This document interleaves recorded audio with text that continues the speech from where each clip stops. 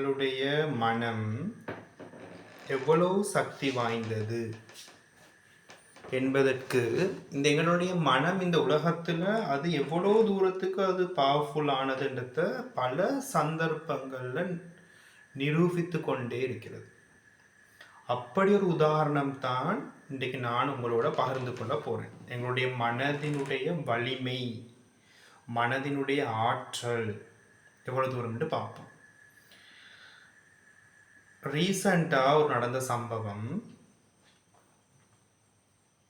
எனக்கு தெரிந்த ஒருவர். அவர் எப்படின்னு சொன்னால், அவருடைய பாடி ஹெல்த்தில், உடல் ஆரோக்கியத்தில் மிச்சம் கேவாக இருப்பார்.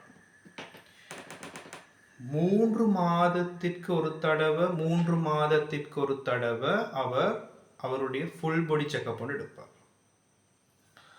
மார்னிங் வாக்கிங் போவார், ஒர்க் அவுட் கூட பண்ணுவார். வீட்டில் தான் அவர் மரக்கறிகளை அதிகமாக நாட்டி, கீரை வகைகள் நாட்டி, இந்த மார்க்கெட்டில்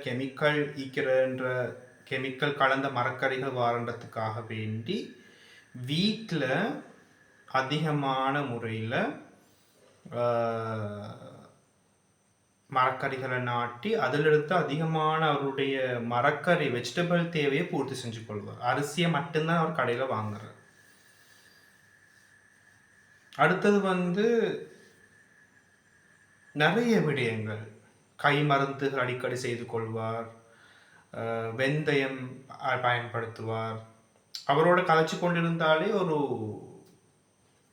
இயற்கையோட ஒன்றி வாழக்கூடிய ஒருவராக இப்படி ஒருவர் இருப்பாரா? எல்லா விதத்திலையும் தன்னுடைய உடல் ஆரோக்கியத்தை பேணிக் கொள்வதற்காக வேண்டி இப்படியெல்லாம் ஒருத்தர் செய்வாரான்றது ஆச்சரியமாக இருக்கும். அந்த அளவுக்கு கிளீன் அவருடைய வேலைகளை செய்வார்.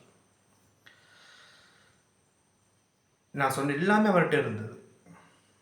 சில சந்தர்ப்பங்களில் அவரை பார்க்குறவங்க கூட பொறாமப்படுவாங்க. அப்படியே இன்னும் இந்த மனுஷன் நல்ல உடல் ஆரோக்கியத்தில் ஹெல்த் வெரி இம்பார்ட்டன்றதில் மிச்சம் அவர் முக்கியத்துவம் கொடுத்தவர். வாக்கிங் போகிறதுலேருந்து, ஒர்க் அவுட் பண்ணுறதுலேருந்து, எக்ஸசைஸ் பண்ணுறதுலேருந்து சரி. அடுத்தது சாப்பாடுகளை சாய்ஸ் பண்ணுறதுலேருந்து, மரக்கறிகளை சரியான முறையில் வீட்டில் வளர்த்து அதை சாப்பிட்றதுலேருந்து, சின்ன சின்ன விடயங்களுக்காக வேண்டிய அவர் எல்லா விடயங்களும். இப்படிப்பட்டவர் சடன்லி இறந்து போறார்.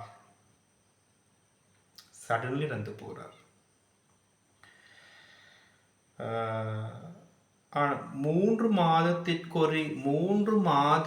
ஒரு தடவை ஃபுல் பாடி செக்அப் பண்றவர். அவருக்கு ப்ரெஷர் நார்மல், குளுக்கோஸ் லெவல், டயபெட்டிக்னு சொல்லுவோமே, glucose level normal, cholesterol normal, kidney function very good, liver function very good, அவருடைய ஹெல்த்தே வெரி குட். ரிப்போர்ட் அவருக்கு லெப்பில் கொடுக்குற நேரமே வெரி குட் சேர்ந்துக்கு தான் கொடுப்பாங்களாம். எங்கன்னா அந்த அளவுக்கு எல்லாமே பெஸ்ட். அப்படி இருந்த ஒருவர் சடன்லி இறந்து போகிறார். ஹாஸ்பிட்டல் அவருக்கு சொல்லப்படுகிறது ஹார்ட் அட்டாக், மாரடைப்பு, த்ரோம்போசிஸ்.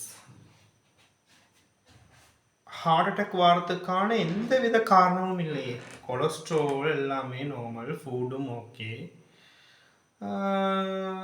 யாருமே பார்த்தா சயின்ஸ் வியூவில் பார்க்குற நேரம் அவருக்கு அது வாரத்துக்கு சான்ஸே இல்லை. ஏங்கதான் ஒரு மனிதன் தன்னை ஆரோக்கியமாக வச்சுக்கொள்றதுக்கு என்னவெல்லாம் அட்வைஸ் பண்ணுறாங்களோ அவ்வளோத்தையும் தன்னை வாழ்க்கையில் பயன்படுத்தினவர், வாழ்க்கையில் ஃபாலோ பண்ணவர். அப்போ எப்படி இருந்து போனார்? ஒரே ஒரு காரணம், அவருக்கு இவ்வளோ செய்த அவருக்கு அவருடைய மைண்ட் ஹெல்த், அவருக்கு அவருடைய மன ஆரோக்கியத்தை பேணிக்கொள்ள இல்லாமல் போணுச்சு. மனசில் ஸ்ட்ரெஸ், மனசில் டிப்ரெஷன், தாண்ட பிள்ளைகளை நினச்சி. அவருக்கு 2 ஆண் பிள்ளைகள் இருக்கிறாங்க. அந்த 2 ஆண் பிள்ளைகளுடைய நடவடிக்கை, அது பிரச்சனை, குடும்பத்துக்குள்ள பிரச்சனை, இதை அவர் குறிப்பிட்ட ஒரு கிழமையா அதிகமாக தாக்கத்துக்கு உட்பட்டுகிறார். அதிகமாக தாக்கத்துக்கு உட்பட்டதன் காரணமாக அந்த மனம்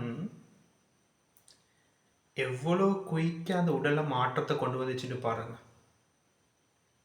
இந்த மனம் சரியா 3 மாதத்துக்கு ஒருக்க ஃபுல் பாடி செக்அப் பண்ணினவர், ஒர்க் அவுட் பண்ணவர், வாக்கிங் போனவர், சாப்பாடு கெமிக்கல் இல்லாமல் சாப்பிட நினைச்சவர், இவ்வளவுமே உடலை ஆரோக்கியமாக பேணவர்.